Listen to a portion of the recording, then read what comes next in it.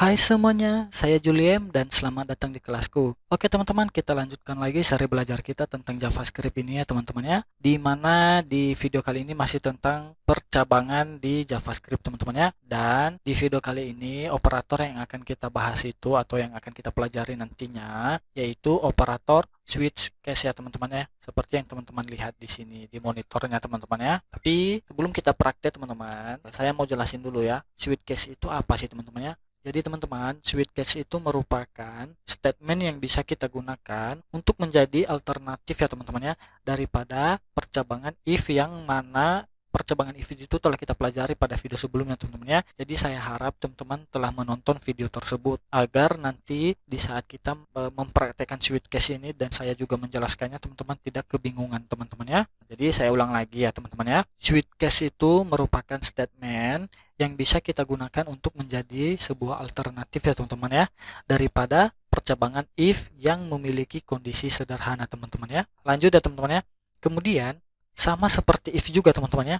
Switch ini juga merupakan percabangan yang digunakan untuk melakukan tindakan yang berbeda teman-teman ya berdasarkan kondisi yang berbeda juga teman-teman. Nah, tapi teman-teman, dalam kondisi tertentu, switch bisa menjadi pilihan yang tepat ya teman-teman ya.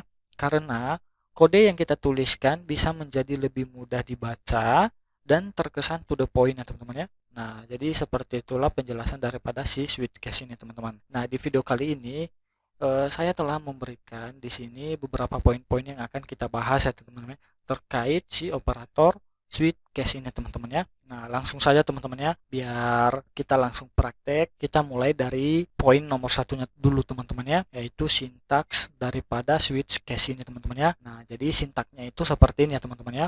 Teman-teman bisa ketikkan dulu keyword switch-nya dulu teman-teman ya. Switch, oke, seperti ini teman-teman ya. Kemudian buka tutup kurung teman-teman ya. Setelah itu buka tutup kurung kurawal lagi teman-teman. Nah, seperti ini teman-teman ya, bisa teman-teman ikutin. Di dalamnya ada yang namanya keyword case. Kemudian titik 2. Setelah case di sini ada statement, kemudian ada keyword break seperti ini teman-teman. Nah, seperti ini ya.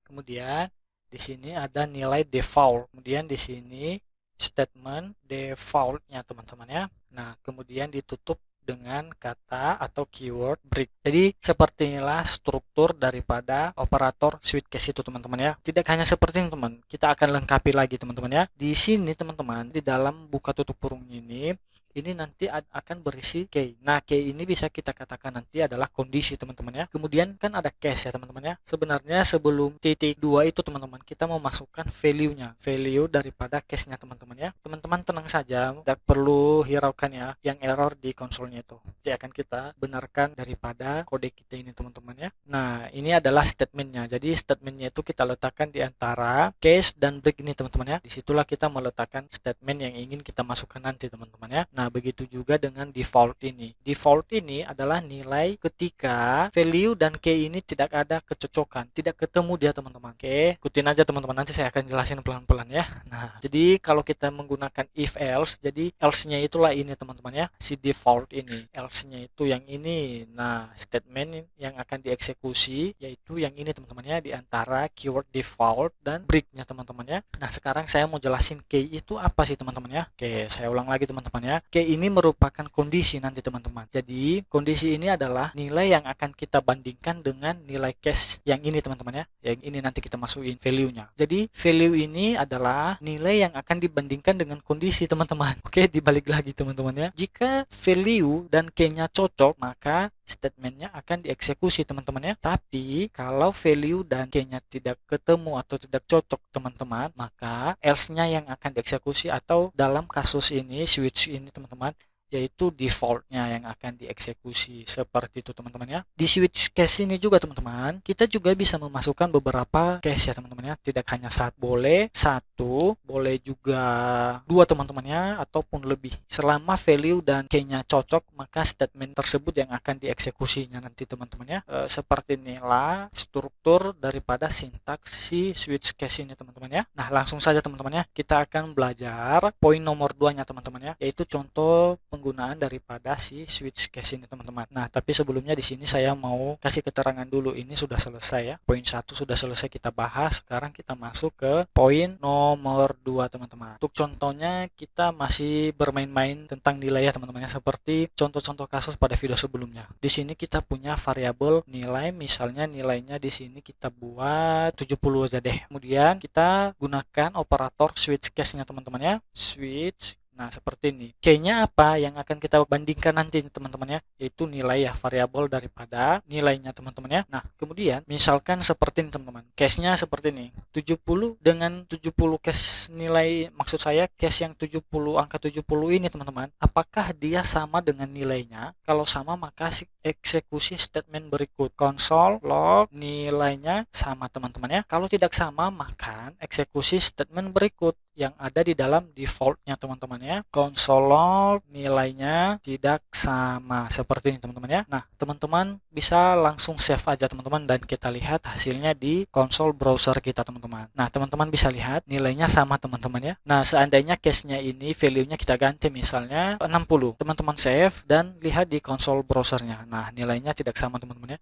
akan dieksekusi yang ini. Nah, misalnya nih kita akan coba case-nya 2 kali teman-teman ya. Bisa juga sih lebih teman-teman ya, lebih banyak. Oke, misalnya di sini kita kopikan aja teman-teman ya biar cepat. Di sini kita buat 70. Kita buat nilainya 70 ya. Kita buat di sini nilainya di sini 60. Kita punya cache-nya lagi. Di sini kita buat 80. Oke, di sini kita buat 80. Nah, satu lagi nih teman-teman. Kita buat di sini 70 juga tapi dalam string teman-teman ya. 70. Nah, seperti ini teman-teman ya. Nah, teman-teman bisa save ini 70 string, sedangkan ini 70 integer teman-teman ya. Teman-teman bisa save ya, dan teman-teman bisa tebak statement mana yang akan dieksekusi si operator switch ini teman-teman ya. Langsung saja kita lihat di browsernya. Nah, teman-teman bisa lihat nilainya yang dieksekusi itu adalah si case yang ini teman-teman ya. Kenapa bukan ini? Kan ini nilainya sama dengan 70 juga teman-teman ya. Tidak teman-teman, ini tidak akan dieksekusi. Kenapa? Karena tipe datanya berbeda teman-teman ya. Nah, jadi si switch ini teman-teman, dia membandingkan nilai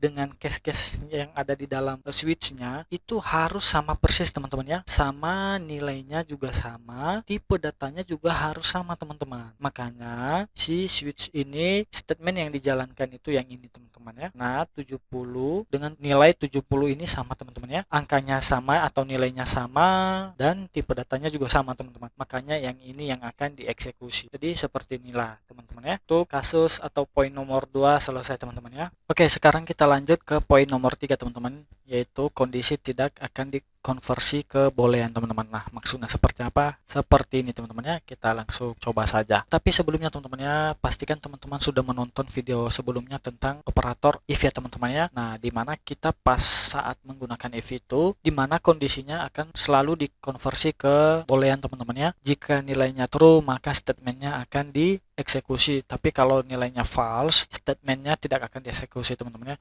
Nah, sebagai pengingat seperti ini teman-teman ya. Misal nih kita buat di sini if ya, if nilainya true teman-teman ya. Kemudian kita bisa langsung aja buat console log belajar JavaScript teman-teman ya. Nah, ini kalau nilainya true, maka statementnya akan dieksekusi. Nah, kita coba lihat teman-teman ya, apakah memang statementnya dieksekusi teman-teman ya. Kemudian kita save dan kita lihat di konsol browsernya. Nah, dieksekusi teman-teman ya. Kalau kita menggunakan kondisinya bernilai false, statement yang ada di dalam ini tidak akan dieksekusi teman-teman. Save. Nah, teman-teman bisa lihat di konsolnya bersih ya teman-teman ya, atau tidak tampil apa-apa. Jadi seperti itu maksudnya teman ya. Lain halnya kalau kita menggunakan operator switch ini teman-teman, dia tidak peduli nilainya itu, maksudnya nilai daripada kondisi yang akan kita bandingkan nanti di dalam operator switch ini bernilai true atau false. Dia tidak peduli teman-teman, semua akan dieksekusinya ya. Misalnya seperti ini contohnya teman-teman ya. Kita bisa tulis di sini switch, oke. Nilainya di sini saya buat true. Nah, langsung saja kita buat di sini defaultnya teman-teman ya. Console log sama saja belajar JavaScript teman-teman ya. Oke, seperti ini. Kemudian kita stopkan break. Nah, teman-teman coba simpan dan kita lihat langsung di konsol browsernya. Nah, dieksekusi ya teman-teman ya statementnya kalau nilainya atau kondisi yang akan kita bandingkan itu bernilai true. Coba kalau kita ganti misalnya jadi false ya, nilainya atau kondisi yang kita uji itu adalah false ya teman-teman ya. Kemudian nah ini kita ubah dulu apakah dieksekusi atau tidak teman-teman ya di kelasku. Nah, teman-teman bisa save. Nah, teman-teman bisa lihat di konsol browsernya teman-teman ya, statementnya tetap dieksekusi teman-teman ya. Nah, jadi seperti itulah maksud daripada poin nomor nomor 3 itu teman-teman ya. Kalau kita menggunakan operator switch ini, dia tidak peduli. Kondisi yang akan kita tentukan itu nilainya true atau false. Jadi nilainya tidak akan atau kondisinya tidak akan dikonversi ke boolean teman-teman. Apapun itu statementnya akan dieksekusi ya teman-teman ya. Untuk poin nomor 3 sudah selesai teman-teman ya. Sekarang kita langsung ke ini poin nomor 4 teman-teman. Katanya di sini perbandingan kondisi dan case itu teman-teman ya. Nah, maksudnya seperti apa? Seperti ini teman-teman. Saya mau contohkan misalnya kita punya nilai let variabel nilai teman-teman ya. Nilai di sini saya buat 70 lagi teman. Kemudian switch di sini di dalam variabel nilai teman-teman ya. Kemudian di sini ada case-nya. Kita buat 70.2 baru kita konsol. Nilainya 70 dengan tipe data integer teman-teman ya. Kemudian break. Kita juga punya case yang berbeda teman-teman. Tapi tipe datanya kita buat integer. Nah, sebenarnya tempat teman-teman sadari kini tadi sudah kita bahas sebenarnya teman-teman ya pada contoh atau di poin nomor 2 tadi teman-teman. Tapi tidak apa-apa saya ulang lagi biar teman-teman lebih paham ya. Kemudian di sini kita konsol log nilainya 70 string teman-teman ya. Kemudian kita buat nilai else-nya teman-teman ya. Defaultnya console log nilai tidak ditemukan. Oke, seperti ini. Break seperti ini teman-teman ya. Teman-teman bisa ketikkan seperti ini, kemudian teman-teman bisa save ya, dan nilainya akan atau hasilnya kita akan lihat di konsol browser kita teman. Save. Nah, teman-teman bisa lihat nilai yang muncul adalah nilainya 70 integer teman-teman ya, yaitu statement yang ini dia yang dieksekusinya teman-teman ya. Kenapa? Nilai 70 ini sama dengan nilai ya sama teman-teman ya. Angkanya sama, kemudian tipe datanya juga sama teman-teman ya. Berbeda dengan daripada si 70 yang dibungkus dengan petik ini teman-teman. Ini tipe datanya string. Jadi seperti itulah maksud daripada poin nomor 4 ini teman-teman ya. Nah, jadi kondisi yang ini teman-teman ya, key-nya tadi ya kalau saya katakan nilainya, kondisinya itu akan dibandingkan dengan case-nya. Tapi dibandingkan dengan tepat ya teman-teman ya. Nilainya juga harus sama, kemudian tipe datanya harus sama teman-teman. Jadi makanya yang akan dieksekusi itu statement yang ini. Tapi kecuali kalau kita buat si nilainya ini adalah bertipe data string teman-teman. Misalnya seperti ini teman-teman ya. Nah, tipe datanya string ya. Nah, coba teman-teman save. Nah, teman-teman bisa lihat nilainya adalah 70 str teman-teman ya. Case yang ini teman-teman. Nah, sama-sama nilainya juga 70, case-nya 70, sama-sama tipe data string. Makanya nanti si statement ini yang akan dieksekusi. Oke. Misalnya nih sama-sama string tapi nilai case-nya saya ubah menjadi 80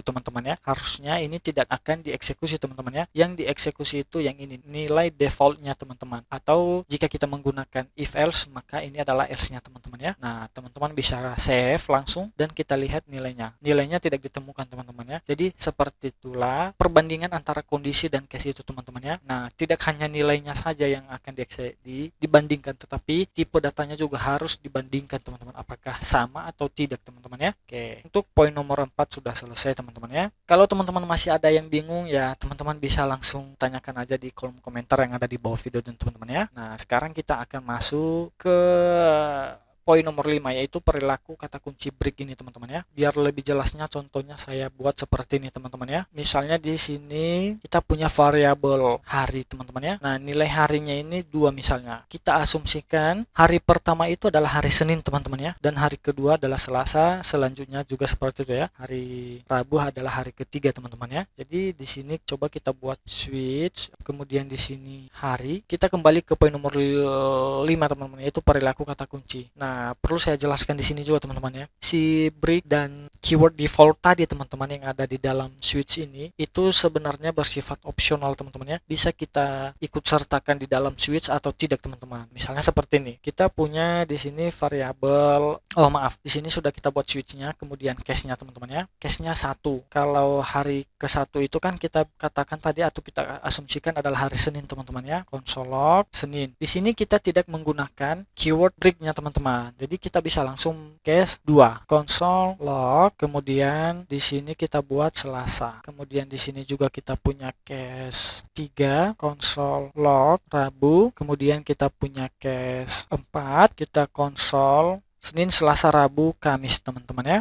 Nah, tapi setelah Kamis kita mau pasang break misalnya seperti ini ya. Boleh ya teman-teman ya. Break seperti ini. Nah, kemudian kita buat default ya teman-teman. Sebenarnya seperti yang saya sampaikan tadi, default ini juga opsional teman-teman, bisa kita letak, kita buat atau tidak juga nggak masalah itu teman-teman. Program switchnya ini tidak akan error maksud saya ya, dia akan tetap menjalankan programnya teman-teman ya, sepertinya dulu kita buat teman-teman ya. Coba teman-teman ikutin seperti ini, kemudian kita save ya. Nah teman-teman bisa lihat yang muncul atau yang hasil yang dikeluarkan daripada si operator switch ini jika kita tidak menggunakan kata break, yaitu adalah Senin, Selasa, Rabu, Kamis teman-teman ya. Si Seninnya kenapa tidak dieksekusi, sedangkan case 1, case 2 dan case 3 ini sama-sama tidak memiliki break ya teman-teman ya. Jadi teman-teman, si JavaScript ini dalam menjalankan atau mengeksekusi operator daripada switch ini seperti ini teman-teman ya. Jadi dia dimulai dari atas teman-teman. Hari ini adalah merupakan variabel ya teman-teman ya, yang nilainya berapa adalah 2. Dia akan mengecek case angka 1 ini apakah sama dengan 2, tidak ya teman-teman, maka akan dilewati. Kemudian dia lanjut ke case 2 atau value-nya yang nilainya 2 teman-teman ya.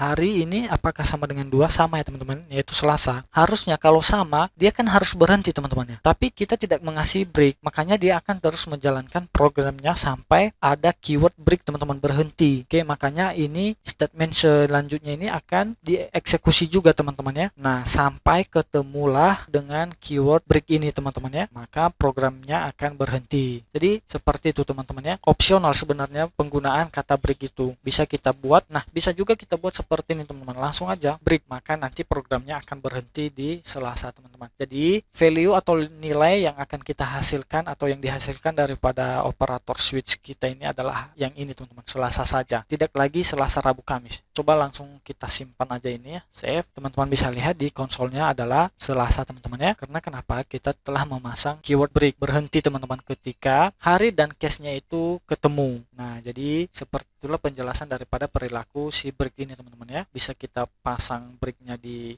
sini, bisa juga tidak teman-teman. Saya harap teman-teman mengerti ya tentang penjelasan daripada si break ini teman-teman ya. Nah sekarang untuk poin nomor 5 selesai teman-teman ya. Kita lanjut ke poin nomor 6 teman-teman, yaitu katanya multicast untuk satu operasi. Nah maksudnya seperti apa? Seperti ini teman-teman. Kita awali lagi dari awal teman-teman ya, biar teman semakin paham dan terbiasa tentang si operator switch ini teman-teman ya. Nah kita punya hari di sini. Oke, di sini harinya kita buat misalnya Selasa. Kita punya switch di sini hari ya. Kemudian buka tutup kurung kurawal, kemudian di sini kita buat case. Oke, di sini case-nya kita buat seperti ini teman-teman ya. Misalnya di sini hari Senin. Kemudian kita buat lagi di sini case-nya Selasa. Maaf, Selasa ya, bukan Selasa ya teman-teman. Oke, kemudian case-nya lagi di sini Rabu, case lagi di sini Kamis, titik 2, kemudian case lagi di sini Jumat ya. Kemudian langsung kita konsol aja teman-teman, hari kerja. Kemudian kita break, kita buat nilai defaultnya teman-teman, else. Oh bukan, kita kasih case lagi teman-teman. Case misalnya di sini Sabtu, di sini case Minggu. Kemudian statement kita kasih console log hari libur. Nah kemudian kita break ya, kemudian kita kasih nilai default, misalnya console log hari tidak ditemukan, misalnya seperti itu teman-teman ya. Kemudian kita break. Nah jadi seperti ini teman-teman ya. Nah maksud daripada multicast itu teman-teman ya, yang poin nomor 6 ini seperti ini teman-teman ya. Jadi kita bisa memberikan case-nya itu lebih dari satu teman-teman. Nah teman-teman bisa lihat di sini kan ada case-nya, yang pertama Senin, kedua Selasa, dan sampai selanjutnya yaitu case hari Jumat teman-teman ya. Kemudian hari ini kita bandingkan di antara case-case ini semua teman-teman, yaitu itu Minggu juga kita bandingkan teman-teman ya. Kalau dia ketemu berarti itu adalah hari kerja teman-teman ya. Kalau di luar dari hari yang case yang ini, misalnya Sabtu dan Minggu, ya berarti hari libur teman-teman ya. Nah kalau harinya di luar dari sini semuanya teman-teman, case yang kita tentuin di sini berarti itu hari yang tidak ditemukan teman-teman ya. Nah kebetulan nilai daripada hari itu adalah Selasa teman-teman ya. Oke, kita save ya teman-teman ya, kita save dan kita lihat hasilnya di browser. Nah hasilnya adalah hari tidak ditemukan ya. Kenapa begitu teman-teman ya? Harusnya adalah hari kerja teman-teman ya, karena nilainya Selasa. Kita cek dulu. Oh iya teman-teman, maaf, di sini Selasa teman-teman ya, maaf, harusnya Selasa seperti ini teman, harus sama dia teman-teman ya.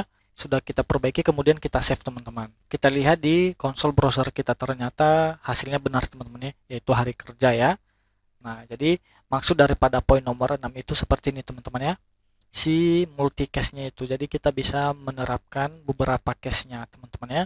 Kemudian kita letakkan statement-nya. Oke, saya harap teman-teman juga sudah mengerti akan penerapan daripada poin nomor 6 ini ya teman-teman, yaitu multi-case untuk satu operasi teman-teman ya.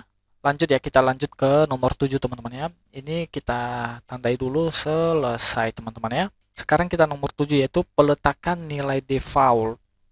Maksudnya seperti apa? Maksudnya seperti ini teman-teman. Kita pakai contoh yang ini juga teman-teman ya. Kalau teman-teman ngikutin, contoh dari awal sampai sekarang ini yang kita praktekkan itu adalah seperti ini teman-teman ya. Nilai defaultnya ini selalu kita letakkan di akhir teman-teman ya. Jadi begini teman-teman maksud daripada poin nomor 7 itu.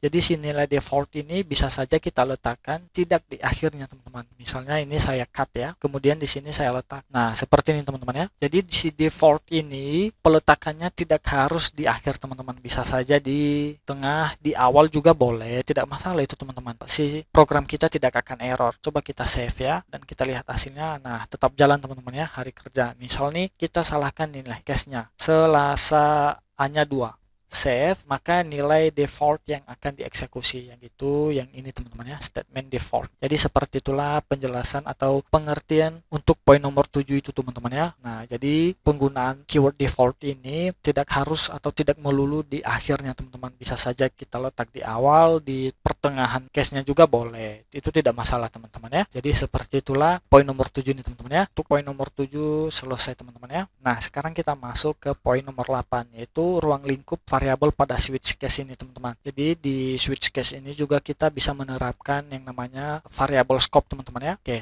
jadi kita punya seperti ini teman-teman ya. Misalnya kita punya variabel nilai lagi teman-teman ya. Misalnya di sini kita buat 70 aja deh. Oke, switch di dalamnya nilai, kemudian case pertama misalnya kita buat di sini 70 aja deh. Kemudian kita punya di sini variabel cons hasil ya, yang nilainya adalah lulus teman-teman ya. Kemudian kita console log variabel hasilnya teman-teman seperti ini. Kemudian kita break. Nah, kemudian kita juga punya case di sini teman-teman ya, 60 misalnya. Di sini kita punya variabel cons hasil juga teman-teman ya. Kemudian di sini kita letak hasilnya gagal misalnya teman-teman ya. Nah, kita console log hasil, baru kita break, kemudian kita buat nilai defaultnya. Console log aja deh, nilai tidak ditemukan, kemudian kita break. Nah, seperti ini teman-teman ya. Teman-teman sudah ketik, kemudian teman-teman save aja langsung, dan kita lihat hasilnya di konsol browser kita teman-teman ya. Nah, teman-teman bisa lihat error teman-teman ya, katanya si variabel hasil ini sudah didefinisikan sebelumnya atau sudah dibuat teman-teman, yaitu di sini ya. Padahal kita inginnya hasil ini ya yang di sini teman-teman ya, yang statement daripada case yang pertama itu yang ini. Sedangkan ini hasil daripada case yang kedua teman-teman. Nah, jadi sebenarnya ini kita bisa gunakan teman-teman ya. Tapi lagi-lagi teman, saya harap teman-teman sudah menonton video saya pada sebelumnya teman-teman ya, yang mana di video sebelumnya itu kita telah membahas tentang scope atau ruang lingkup daripada variabel itu sendiri teman-teman ya. Nah, jadi kalau kita membuat seperti ini, kita harus membungkusnya ke dalam buka kurung kurawal teman-teman. Misalnya seperti ini ya. Di sini kita cut dulu, di sini kita buat seperti ini. Nah, oke. Ini juga saya cut, di sini saya buka tutup kurung kurawal, saya pas di sini. Nah, seperti ini teman-teman ya. Nah, ini kalau kita save, hasilnya akan lulus dan programnya jalan teman-teman ya. Nah, jadi seperti itulah maksud daripada poin nomor 8 itu teman-teman. Jadi kita juga bisa menerapkan ruang atau scope variabel pada switch case ini teman-teman ya.